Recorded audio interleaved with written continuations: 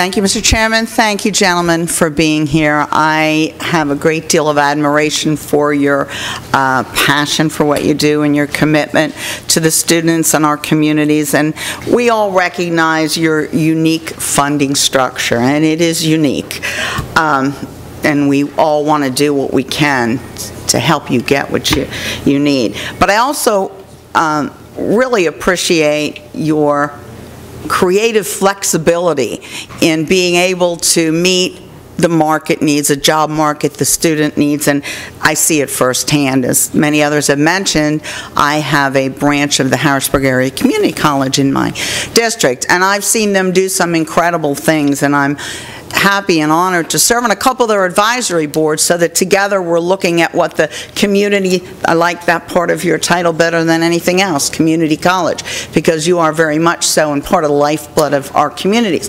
That brings me to the question more specific to enrollment.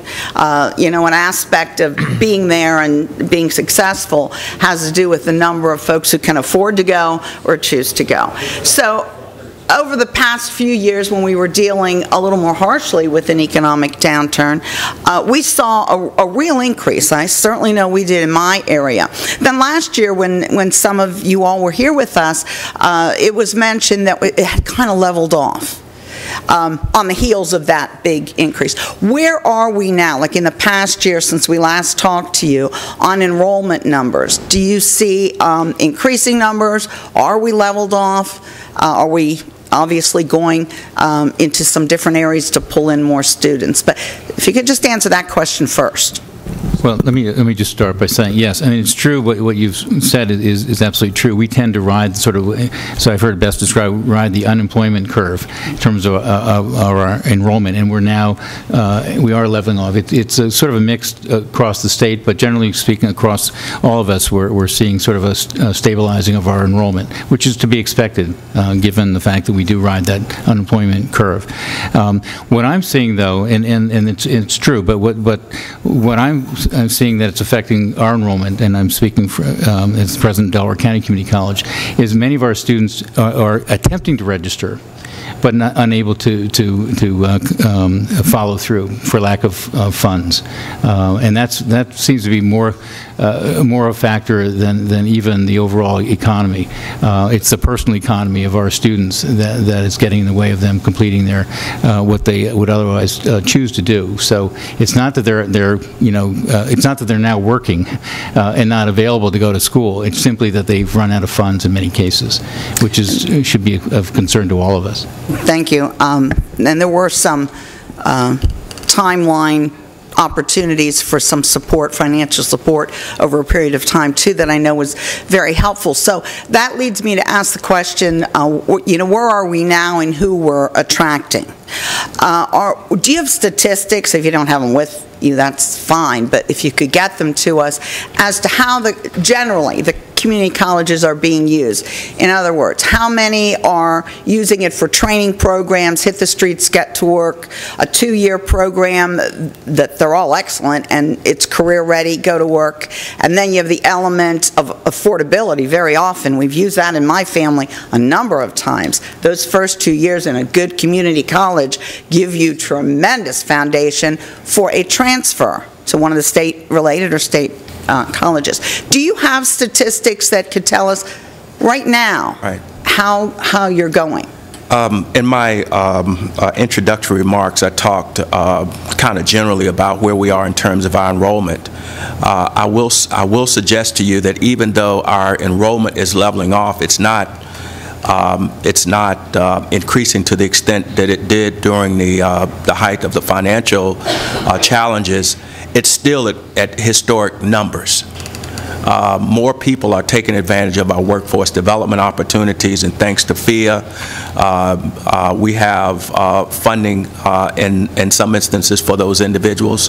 More veterans are enrolling at our institution. Across the 14 community colleges, we have about 3,600 veterans who are using their post 9/11 GI Bill opportunities for that. We have more individuals coming to us from the unions, which is extraordinary because many of our union employees now have jobs because of the uptick in the economy. We are working with more corporations to develop a highly skilled labor force. So we have declined somewhat in our enrollment, but once again, it remains fairly high, and we'll get you specific statistics in that regard. May I offer two trends also, and I don't think they're restricted to Pennsylvania. One, even if the numbers are pretty much stable, I think we're seeing a decline in the number of full-time students. More part-time. And I think that relates to what Dr. Parker mentioned, that at least anecdotally, I don't know if I can prove this to you scientifically, but anecdotally, I think there are individuals that are finding it tougher to pay for full-time, and there are changes at the federal level in Pell eligibility requirements, which have in effect excluded more students on all of our campuses. But the trend right now in declining full-time, I think, is a fair one, and I think it's also fair to say we're getting slightly younger. That overall, and we're talking overall, okay? We're probably still primarily an adult population, but if you were to look at the average age, it's starting to move down a bit. So within it, there are shifts, and in a sense, that always happens. During the height of the recession, the full-time numbers at my school went up like 9%. I mean, it was huge. So you almost always get some shifts. Very often, related to the economy, but in some cases related to other things as well. Well, you're reinforcing what we think is value in the community colleges by having that mix. Those two statistics surprised me that I didn't know. One final question, not at today's hearing with the state universities, but in the past, we talked about the need for remedial curriculum, and that was at their level. Are you doing a lot of that? Is that pretty standardized? Do you see an increase in that? That's an overall education question, so I am curious to know what you see with the remedial level to get them where they need to be to achieve. Well, I can tell you that on average across the Commonwealth's community colleges, about 2/3 of entering freshmen require one or more courses of developmental education. And all of us have taken significant steps to ensure that these individuals not only have access, but they are retained at our institution and they complete their degrees. All of us, I believe, are what we call leader colleges underachieving the dream. So the last 5 to 6 years, we've been implementing measures designed to do that.